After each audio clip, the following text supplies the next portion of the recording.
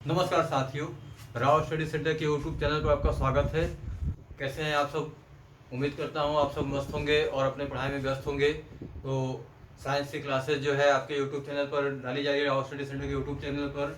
और उम्मीद करता हूँ आपने उन सभी वीडियोज़ को देखे होंगे। अभी हम लोग साइंस में बायोलॉजी के टॉपिक ह्यूमन सर्कुलेटरी सिस्टम, मानव रक्त तंत्र की बात कर रहे थे। उसमें हम लोगों ने हार्ट के फंक्शंस को देखे थे, हार्ट में ब्लड का सर्कुलेशन कैसा होता है, ये सारी बातें हो चुकी थी। ब्लड वेसल्स की बात हो चुकी थी। तो अब अगला टॉपिक जो है रक्त, ब्लड। तो आज हम लोग चर्चा करेंगे ब्लड के बारे में कि हमारे ब्लड जो है उसका कैसे कॉम्पोजिशन है, उसमें क्या क्या क्वेश्चंस बन सकते हैं। तो जितने भी तमाम क्वेश्चंस ब्लड से रिलेटेड है, रक्त से संबंधित जितने भी प्रश्न हैं, आज उनकी चर्चा की जाएगी।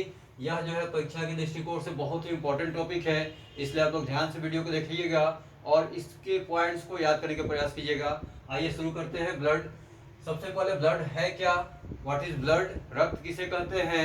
तो रक्त जो है यह मानव शरीर में एक जो है सलयोजी ऊतक के नाम से जाना जाता है, लिक्विड कनेक्टिव टिश्यू के नाम से जाना जाता है।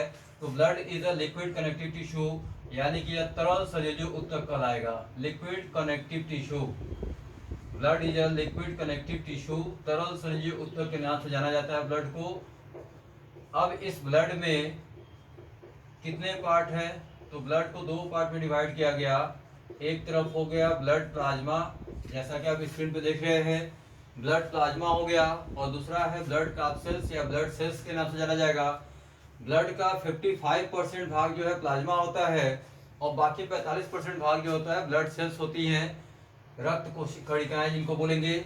अब सबसे पहले हम लोग प्लाज्मा की बात करते हैं, जो कि ब्लड का 55% है। ब्लड का 55% प्लाज्मा होता है। अब इस प्लाज्मा में देखेंगे आप कि इसमें 90% तो जल ही है। ब्लड प्लाज्मा जो कि ब्लड का 55% भाग है, उसका 90% क्या है? जल है। बाकी 10% इसके अंदर है प्रोटीन और खनिज लवण। तो याद रखेंगे कि प्लाज्मा जो है ब्लड का 55% भाग होता है और उस प्लाज्मा में 90% जल होता है, वाटर होता है। बाकी 10% में प्रोटीन, खनिज लवण यानी कि प्रोटीन्स एंड मिनरल्स हो गए, सॉल्ट्स वगैरह हो गए। अब इस प्लाज्मा का क्या फंक्शन है हमारे ब्लड में? तो प्लाज्मा का दो मेन फंक्शंस है और दोनों एग्जाम में पूछे जाते हैं। पहला फंक्शन इसका प्लाज्मा का, यही प्लाज्मा है जो हमारे बॉडी में हार्मोन का संवहन करवाता है, यानी कि transportation of hormone is taken by the blood plasma. तो इसमें याद रखेंगे फंक्शन में इसका कि हार्मोन का संवहन जो है प्लाज्मा के द्वारा करवाया जाता है। और दूसरा फंक्शन इसका है कि यह जो प्लाज्मा है यह लगभग 25% CO2 का संवहन करवाता है। 25 से 30% का संवहन कार्बन डाइऑक्साइड का प्लाज्मा के द्वारा किया जाता है। प्लाज्मा में जो जल है उसके साथ कार्बन डाइऑक्साइड कार्बोनिक एसिड बनाता है और उस रूप में डिजोल्व होकर ये जो है बॉडी में ट्रांसपोर्ट किया जाता है। ओवरऑल ब्लड का फंक्शन जो है आपको पता होगा कि ब्लड के द्वारा, रक्त के द्वारा शरीर में चीज़ों को स्थानांतरण किया जाता है। जैसे आप मेडिसिन खाते हो तो मेडिसिन का जो है उसको ट्रांसपोर्टेशन ब्लड के द्वारा किया जाएगा। आप खाना खा रहे हो, खाना जो है पचने के बाद, डाइजेशन के बाद ब्लड के द्वारा हर एक पार्ट को पहुंचाया जाता है। और मेन फंक्शन ब्लड का है ऑक्सीजन की सप्लाई करना, जो कि हमारे शरीर के लिए प्राणवायु ऑक्सीजन है, ईंधन का काम करता है। उसकी सप्लाई इसी ब्लड के द्वारा किया जाता है, क्योंकि यह क्या है, एक तरल संयोजी ऊतक है। तो उसी के क्रम में आपने देखा कि प्लाज्मा के द्वारा बेसिकली हार्मोन का संवहन करवाया जा रहा है और CO2 का संवहन करवाया जा रहा है। प्लाज्मा ब्लड का कितना भाग है? 55% भाग है। प्लाज्मा में क्या क्या चीज है? 90% जल है, बाकी 10% में ही आपको प्रोटीन और खनिज लवण वगैरह होते हैं। तो ये ब्लड प्लाज्मा की बात हो गई। दूसरा पार्ट जो ब्लड का है वो ब्लड सेल्स है, जो कि इंपॉर्टेंट पार्ट है। और यह लगभग ब्लड का 45% भाग है। रक्त का 45% भाग जो है ब्लड सेल्स से, ब्लड कैप्सूल से, रक्त कणिकाएं है। अब ये रक्त कणिकाएं जो है, ब्लड कैप्सूल्स या ब्लड सेल्स, ये कितने तरह की है? 3 तरह की। आप देख रहे हैं, सबसे पहले है RBC, लाल रक्त कणिकाएं, फिर श्वेत रक्त कणिकाएं और रक्त विमाणु, ब्लड प्लेटलेट्स।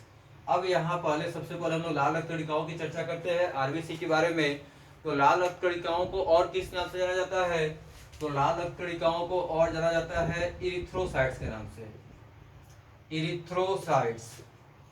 याद रखेंगे, लाल रक्त कणिकाओं को इरिथ्रोसाइट्स भी कहते हैं। लाल रक्त कणिकाओं का निर्माण कहाँ होता है? तो लाल रक्त कणिकाओं का निर्माण बोन मैरो, अस्थि मज्जा में होता है। लेकिन बच्चे के जन्म के समय, यानी कि बच्चा जब भ्रूणावस्था में होता है, गर्भावस्था में होता है बच्चा, उस समय इस ब्लड आरबीसी का निर्माण जो है वह बच्चे के स्प्लीन और लीवर में होता है। ये भी ध्यान देंगे, नोट करके इसको लिख भी लेंगे कि भ्रूणावस्था में जब बच्चा गर्भावस्था के अंदर होगा तो उस समय आरबीसी का निर्माण स्प्लीन यानी कि प्लीहा और यकृत यानी कि लीवर में होता है। तो ये हो गया आरबीसी का निर्माण। आरबीसी को एरिथ्रोसाइट कहते हैं और इसका निर्माण अस्थि मज्जा में हो रहा है। अब आरबीसी का निर्माण अस्थि मज्जा में हो रहा है तो ये मरती कहाँ है? क्योंकि ये जो कोशिकाएं हैं इनका एक लाइफ स्पैन होता है। तो आरबीसी का लाइफ स्पैन, बहुत बार परीक्षा में पूछा गया प्रश्न है, आरबीसी का जीवन काल, लाल रक्त कोशिकाओं का जीवन काल कितने दिन का होता है? 120 दिन का। लाल रक्त कोशिकाओं का जीवन काल 120 दिन का होता है, याद रखेंगे, बहुत बार पूछा गया क्वेश्चन है। अब अगर ये 120 दिन बाद डेड कर जाती है, मरती है कोशिकाएं, तो यह कहाँ मरती है? तो आरबीसी कोशिकाओं की मृत्यु होती है प्लीहा में, स्प्लीन में। तो अगला पॉइंट ये भी याद कर लेंगे कि आरबीसी कोशिकाओं की मृत्यु होती है प्लीहा में, स्प्लीन में। स्प्लीन कहाँ होता है? तो आपके लंग्स, फेफड़े के बगल में होता है स्प्लीन। प्लीहा एक अंग है जहाँ पे कि आरबीसी कोशिकाएं मरती हैं, और जहाँ पे आरबीसी कोशिकाएं मरती हैं तो इस वजह से इसका नाम क्या पड़ गया है? Graveyard of the RBC. लाल रक्त कोशिकाओं का कब्रगाह किसे कहेंगे? तो स्प्लीन को ही कहेंगे लाल रक्त कोशिकाओं का कब्रगाह। याद रखिएगा, लाल रक्त कोशिकाओं का कब्रगाह यानी कि ग्रेवयार्ड ऑफ आरबीसी, इसे किसे कहा जा रहा है? तो प्लीहा को, स्प्लीन को। तो ये आरबीसी कोशिकाओं की मृत्यु जो है 120 दिन को हो रही है, कहाँ मर रही है? प्लीहा में, इसलिए प्लीहा को लाल रक्त कोशिकाओं का कब्रगाह भी कहा जाता है। फिर प्लीहा से संबंधित एक प्रश्न और है कि प्लीहा को हमारे शरीर का ब्लड बैंक भी कहा जाता है। ये भी क्वेश्चन पूछा जाता है, which organ is the blood bank of our body? हमारे शरीर का रक्त बैंक कौन सा है?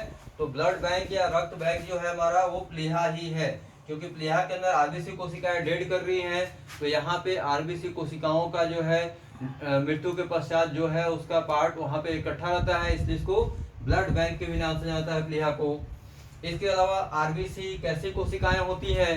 तो कोशिकाएं दो तरह की होती है, न्यूक्लियस, केंद्रक के आधार पर। जिन कोशिकाओं में केंद्रक नहीं होता है उन्हें प्रोकैरियोटिक कोशिका कहते हैं। तो आरबीसी कोशिकाओं की खासियत है कि इनमें केंद्रक अनुपस्थित होता है, इसलिए याद रखेंगे शरीर की एकमात्र कोशिका जिसमें केंद्रक नहीं होती है वो आरबीसी है। लाल रक्त कोशिकाएं जो है उनके अंदर केंद्रक नहीं होता है। तो लाल रक्त कोशिकाएं किस तरह की कोशिका है? यह प्रोकैरियोटिक कोशिका है, ये भी पॉइंट याद रखेंगे आप। उसके बाद लाल रक्त कोशिकाओं के बारे में और चर्चा करते हैं। तो अब अगर लाल रक्त कोशिकाओं में केंद्रक नहीं होता है तो दो जानवर ऐसे भी है, एक्सेप्शन, अपवाद हैं, जिनके लाल रक्त कोशिकाओं में केंद्रक मौजूद होता है, और वो दो जानवर होते हैं ऊंट, कैमल और लामा। ये दो जानवर ऐसे हैं, ऊंट और लामा, जिनके लाल रक्त कोशिकाओं में केंद्रक मौजूद होता है। ये एक्सेप्शन है, ये भी याद रखिएगा, पूछ देगा क्वेश्चन एग्जाम में कि कौन से ऐसे जानवर है जिनके लाल रक्त कोशिकाओं में केंद्रक मौजूद होता है, तो आपका आंसर होगा ऊंट और लामा। बाकी जितने भी हमारे शरीर में जितने भी मनुष्य के हैं, जितने भी जानवर हैं, उनके लाल रक्त कोशिकाओं में क्या होता है? केंद्रक अनुपस्थित होता है। फिर बात करते हैं कि इन लाल रक्त कोशिकाओं की खासियत क्या होती है, आरबीसी की विशेषताएं क्या होती है। तो लाल रक्त कोशिकाओं में पाया जाता है एक पिगमेंट जिसको बोलते हैं, एक वर्णक पाया जाता है जिसको बोलते हैं हीमोग्लोबिन। तो हीमोग्लोबिन नामक वर्णक जो है, पिगमेंट, वो कहाँ पाया जा रहा है? लाल रक्त कोशिकाओं में। याद रखेंगे, लाल रक्त कोशिकाओं में कौन सा वर्णक पाया जा रहा है? हीमोग्लोबिन। और इसी हीमोग्लोबिन की वजह से इन लाल रक्त कोशिकाओं का रंग जो है लाल होता है। ओवरऑल पूरे ब्लड का कलर जो है रेड होने की वजह जो है हीमोग्लोबिन ही है। हीमोग्लोबिन क्या है? तो एक वर्णक है, पिगमेंट है, जिसकी वजह से लाल रक्त कोशिकाओं का रंग कैसा हो रहा है? लाल होता है। अब इस हीमोग्लोबिन का क्या रोल है? ये पिगमेंट जो है सिर्फ ब्लड को कलर करने के लिए तो नहीं होता है, ये बहुत ही बड़ा रोल है इसका हीमोग्लोबिन का हमारे शरीर में। हीमोग्लोबिन जो वर्णक है उसके अंदर कैपेसिटी होती है ऑक्सीजन के साथ बाइंडिंग करने का। वह ऑक्सीजन के साथ बाइंड करता है हीमोग्लोबिन, और हीमोग्लोबिन प्लस ऑक्सीजन मिलकर ऑक्सी हीमोग्लोबिन बनाता है, और इस प्रकार यह हीमोग्लोबिन ही पूरे शरीर में ऑक्सीजन की सप्लाई करता है। ऑक्सी हीमोग्लोबिन के रूप में हीमोग्लोबिन ऑक्सीजन की सप्लाई जो है पूरे बॉडी में करवाता है। तो याद रखेंगे, हमारे शरीर में ऑक्सीजन की सप्लाई जो है, ऑक्सीजन का संवहन या ट्रांसपोर्टेशन कह लीजिए, ये किसके द्वारा करवाया जा रहा है? हीमोग्लोबिन के द्वारा। हीमोग्लोबिन क्या है? एक पिगमेंट है जो कहाँ पाया जा रहा है? आरबीसी कोशिकाओं में पाया जा रहा है। अगर हीमोग्लोबिन किससे बना होता है पूछा जाता है, तो हीमोग्लोबिन, हीम मतलब आयरन, लोहा हो गया, और ग्लोबिन एक प्रोटीन है, तो यह जो है आयरन मतलब लोहा प्लस ग्लोबिन प्रोटीन से बना होता है हीमोग्लोबिन। तो हीमोग्लोबिन का फंक्शन क्या समझ में आ रहा है आप लोगों को? कि हीमोग्लोबिन क्या है? एक पिगमेंट है, वर्णक है, जिसकी वजह से रक्त का रंग लाल हो रहा है, प्लस हीमोग्लोबिन ऑक्सीजन के साथ बाइंड करके हीमोग्लोबिन बना रहा है, ऑक्सी हीमोग्लोबिन बना रहा है, और इस तरह से यह पूरे शरीर में ऑक्सीजन की सप्लाई करवा रहा है। और हीमोग्लोबिन कैसे बना होता है? तो यह हीम प्लस ग्लोबिन प्रोटीन मतलब लोहा और प्लस ग्लोबिन प्रोटीन का बना होता है। यह हो गया लाल रक्त कोशिकाओं के बारे में सारे पॉइंट्स। क्या क्या पॉइंट्स है एक बार जल्दी से देखते हैं। सबसे पहला पॉइंट, लाल रक्त कोशिकाओं को क्या कहा जा रहा है? इरिथ्रोसाइट्स। यह कहाँ बनती है? अस्थि मज्जा में बनती है। भ्रूणावस्था में कहाँ बनती है? तो भ्रूणावस्था में यह स्प्लीन और लीवर में बनती है। दूसरा पॉइंट, लाल रक्त कोशिकाएं कैसी कोशिकाएं हैं? तो लाल रक्त कोशिकाएं प्रोकैरियोटिक कोशिका है। लाल रक्त कोशिकाओं की मृत्यु कहाँ होती है? तो प्लीहा में होती है। इनका जीवन काल 120 दिन का होता है। प्लीहा को किस नाम से जाना जाता है? तो प्लीहा को, लाल रक्त कोशिकाओं को कब्रगाह कहते हैं या graveyard of the RBC कहते हैं। साथ ही साथ प्लीहा को ब्लड बैंक के भी नाम से जाना जाता है। लाल रक्त कोशिकाओं में कौन सा वर्णक पाया जाता है? हीमोग्लोबिन वर्णक पाया जाता है। हीमोग्लोबिन क्या करता है? हीमोग्लोबिन ऑक्सीजन के साथ बाइंड करके ऑक्सीजन की सप्लाई पूरे बॉडी में करवाता है, और साथ ही साथ हीमोग्लोबिन जो है कार्बन डाइऑक्साइड के साथ भी बाइंड करता है, और कार्बोक्सी हीमोग्लोबिन के रूप में कार्बन डाइऑक्साइड का भी संवहन करवाता है। यानी कि हमारे बॉडी में गैसों का संवहन बेसिकली आरबीसी के द्वारा ही किया जाता है। तो ये हो गया आरबीसी के फंक्शंस। इसके अलावा एक अपवाद भी है जो कि बताया कि आरबीसी में नॉन न्यूक्लिएटेड है, इनके अंदर न्यूक्लियस नहीं होता है, लेकिन दो जानवर ऐसे भी है जिनके आरबीसी में केंद्रक मौजूद होता है, वो है ऊंट और लामा। ये सारे पॉइंट्स आरबीसी के बारे में को याद रखना है, और ये सारे पॉइंट्स एग्जाम में पूछे जाते हैं। लगभग सभी एग्जाम्स में इससे क्वेश्चन पूछे जाते हैं। चलिए, अब आरबीसी के बाद जो है अगले ब्लड सेल्स है, उसका नाम है श्वेत रक्त कोशिकाएं, डब्ल्यूबीसीज, white blood cells. White blood cells को और किस नाम से जाना जाता है? तो इनको कहा जाता है ल्यूकोसाइट्स। व्हाइट ब्लड सेल्स को और दूसरा नाम दिया गया है ल्यूकोसाइट्स। इनका निर्माण भी अस्थि मज्जा में होगा और मृत्यु भी अस्थि मज्जा में होती है। यानी कि श्वेत रक्त कोशिकाओं का निर्माण बोन मैरो में होता है, अस्थि मज्जा में होता है, और इनकी मृत्यु भी अस्थि मज्जा में होती है।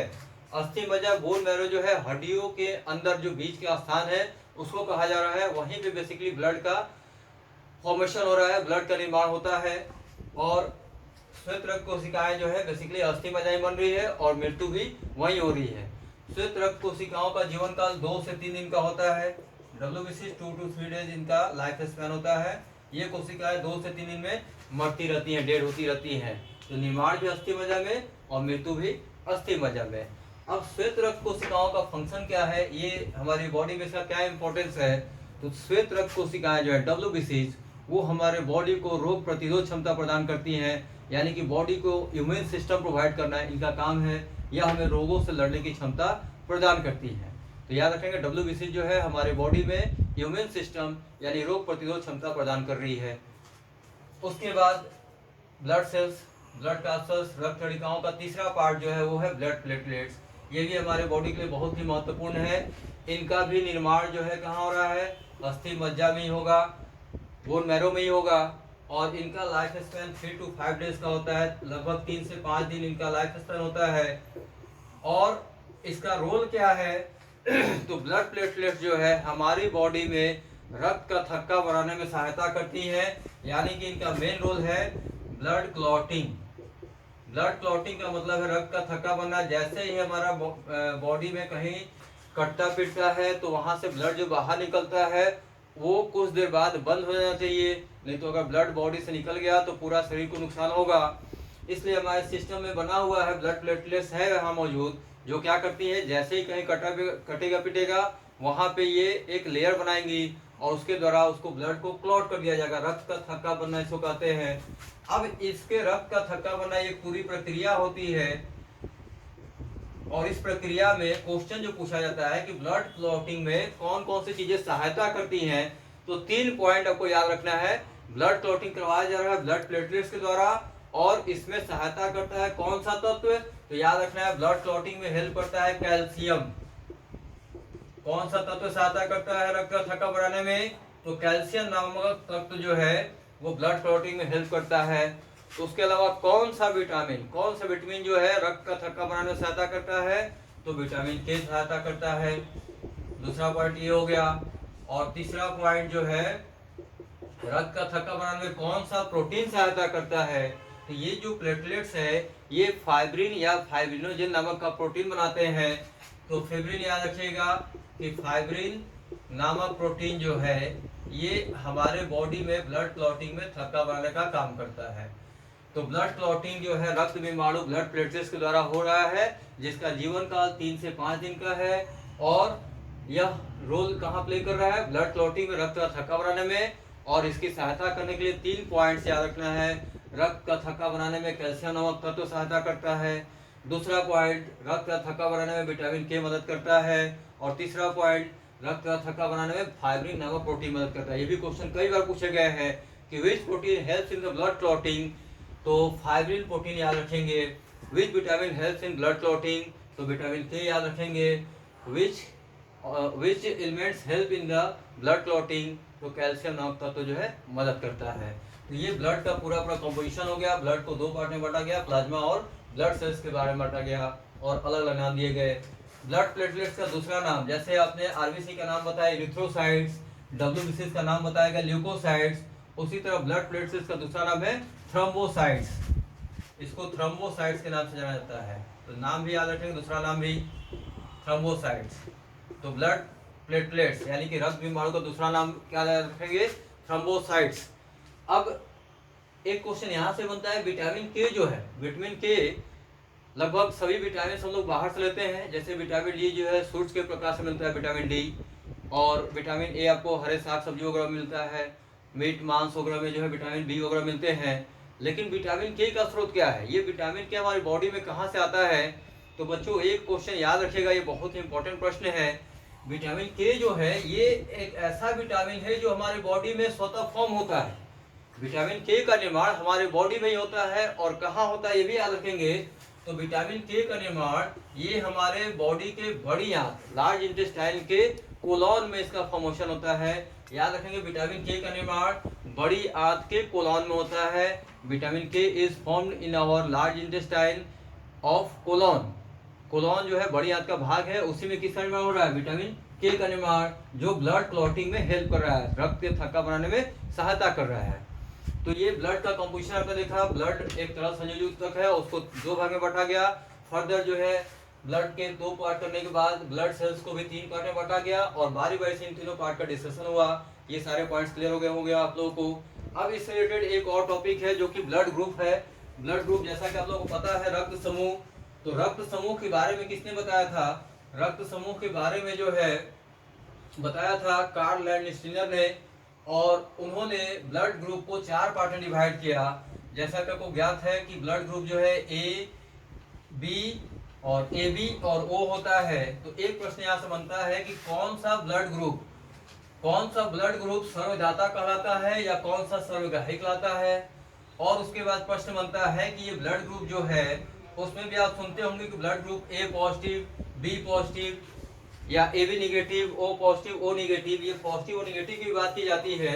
तो आइए हम रक्त समूह को देख लेते हैं जल्दी से। रक्त समूह के बारे में किसने बताया था, कार्ल लैंडस्टीनर ने बताया था, और उन्होंने ब्लड ग्रुप जो है वो 4 बताए हैं, ए, बी, ए बी और ओ। ये रक्त समूह जो है अलग अलग बॉडी में अलग अलग पाए जाते हैं। इसमें से आप ब्लड ग्रुप ए बी को नोट कर लेंगे। इसको बोला जाता है सर्वग्राही, यूनिवर्सल डोनर, यूनिवर्सल रिसेप्टर। इसको सर्वग्राही क्यों बोलते हैं, क्योंकि यह जो है किसी से भी ब्लड ले सकता है, रिसेप्टर, और वो जो है वो सबको ब्लड ट्रांसफर कर सकता है, यानी कि इसको सर्वग्राही बोलते हैं, यूनिवर्सल डोनर बोलते हैं।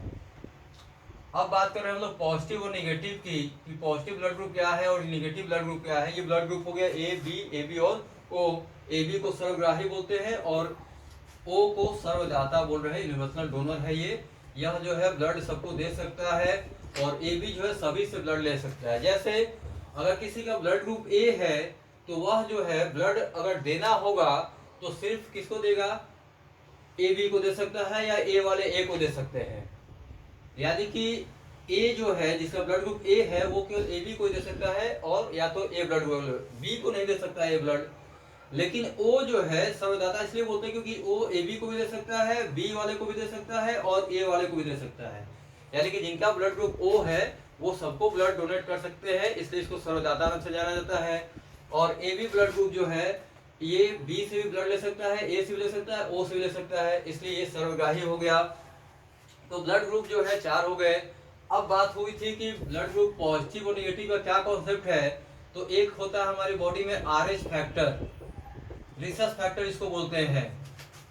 ये एक मंकी से प्राप्त किया गया था, रिसस मंकी जिसका नाम था, रिसस नामक बंदर से।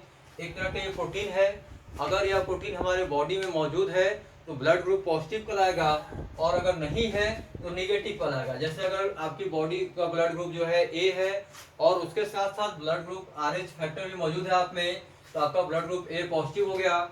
ब्लड ग्रुप ए है लेकिन आरएच फैक्टर नहीं मौजूद है, यह नहीं पाया जा रहा आपके शरीर में, तो आपका ब्लड ग्रुप ए निगेटिव कहलाएगा। आपका अगर ब्लड ग्रुप एग्जाम्पल ओ है, आपका रक्त समूह कौन सा है, ओ है, अगर आरएच फैक्टर मौजूद है तो ओ पॉजिटिव कहलाएगा, अगर आरएच फैक्टर नहीं मौजूद है तो ओ निगेटिव कहलाएगा। यहाँ पे ध्यान देने की बात यह है कि जिनका ब्लड ग्रुप पॉजिटिव है वो ब्लड निगेटिव वाले से ले सकते हैं, लेकिन जिनका ब्लड ग्रुप निगेटिव है वो पॉजिटिव वाले से कभी ब्लड नहीं ले सकते हैं। यानी कि ओ पॉजिटिव वाला जो है वो ओ निगेटिव से ब्लड तो ले सकता है लेकिन ओ पॉजिटिव ओ निगेटिव को ब्लड दे नहीं सकता है। तो इस तरह से यूनिवर्सल डोनर जो है वास्तव में किसको कहा जाएगा, ओ निगेटिव को। ओ निगेटिव जिसमें आरएच फैक्टर नहीं मौजूद है वो किसी को ब्लड ट्रांसफर कर सकता है, लेकिन अगर ब्लड ग्रुप आपका पॉजिटिव है तो आप पॉजिटिव वाले को ब्लड दे सकते हो, निगेटिव वाले को ब्लड नहीं दे सकते हो। इस प्रकार वास्तविक यूनिवर्सल डोनर के नाम से जो है ओ निगेटिव को जाना जाएगा। अब इसके अलावा ब्लड में और कौन सा टॉपिक है, तो ब्लड प्रेशर की बात की जाती है। ब्लड प्रेशर में एक क्वेश्चन बनता है, बस आपको यही याद रखना है, ब्लड प्रेशर क्या होता है। तो जो ब्लड के द्वारा ब्लड वेसल्स में प्रेशर लगाया जाता है, दबाव बनाया जाता है, उसी को आप ब्लड प्रेशर कहते हैं। जैसे पानी के पाइप में पानी के द्वारा पाइप पर प्रेशर लगाया जाता है, उसी तरह हमारे ब्लड वेसल्स के द्वारा ब्लड वेसल्स से प्रेशर लगाया जाता है, उस प्रेशर को ब्लड प्रेशर बोल रहे हैं। अगर यह ब्लड प्रेशर जो है बीपी जो है ब्लड प्रेशर ये 80 mmHg से 120 mmHg के बीच में होना चाहिए। अगर बीपी 80 से नीचे है तो उसको लो बीपी बोलते हैं, हाइपोटेंशन नाम से जाना जाता है। अगर बीपी 120 से आगे चला जा रहा है, अपर लिमिट से ऊपर चला जा रहा है, तो उसको हाई बीपी यानी कि हाइपरटेंशन बोलते हैं। अब क्वेश्चन पूछता है बीपी मेजरमेंट मशीन का नाम, तो वो भी सिंपल होता है, याद रखेंगे आप लोग। बीपी मेजरमेंट मशीन का नाम है स्फिग्मोमैनोमीटर। स्फिग्मोमैनोमीटर, ये भी क्वेश्चन कई बार पूछा गया है कि ब्लड प्रेशर मापने की मशीन का क्या नाम है, तो ब्लड प्रेशर मेजरमेंट मशीन का नाम है स्फिग्मोमैनोमीटर। इसके अलावा ब्लड से रिलेटेड क्वेश्चन पूछता है कि हार्ट से रिलेटेड क्वेश्चन पूछता है कि हार्ट के जांच के लिए कौन सा टेस्ट किया जाता है। तो एक क्वेश्चन पूछता है ईसीजी। ईसीजी का पूरा नाम क्या है, ये जो है आपके हार्ट के फंक्शन के लिए चेक करने के लिए किया जाता है ईसीजी, और इसको बोलते हैं इलेक्ट्रोकार्डियोग्राम। तो इलेक्ट्रोकार्डियोग्राम बोलेंगे, ये ब्लड हार्ट के जांच के लिए करवाया जाता है। तो ईसीजी का भी नाम याद रखेंगे। तो ब्लड टॉपिक से जितने भी क्वेश्चंस थे ब्लड के बारे में बताया गया आपको, ब्लड के पार्ट्स कंपोनेंट्स जो भी हैं उनको डिस्कस किया गया, और उसके बाद जो है ब्लड ग्रुप की चर्चा की गई, आरएच फैक्टर की चर्चा की गई। इसके अलावा बीपी क्या होता है, ब्लड प्रेशर के बारे में बात किया गया, और हमारे हार्ट के टेस्टिंग के लिए कौन सा जांच करवाया जाता है, ईसीजी, इलेक्ट्रोकार्डियोग्राम। तो ये सारे पार्ट्स डिस्कस हुए। अब इस टॉपिक से रिलेटेड जो भी प्रश्न हैं, जितने भी प्रश्न आपको बताए गए हैं, उनको आप ध्यान से एक बार वीडियो को देखते हुए रिवाइज कर लीजिएगा, और इस वीडियो को शेयर कीजिए, लाइक कीजिए, ताकि और भी लोग इस वीडियो की सहायता से अपने कॉन्सेप्ट को तैयार कर सके, दूर दराज के क्षेत्रों को इसका लाभ मिल सके। अगले वीडियो में हम नेक्स्ट टॉपिक के साथ आएंगे, तब तक के लिए धन्यवाद।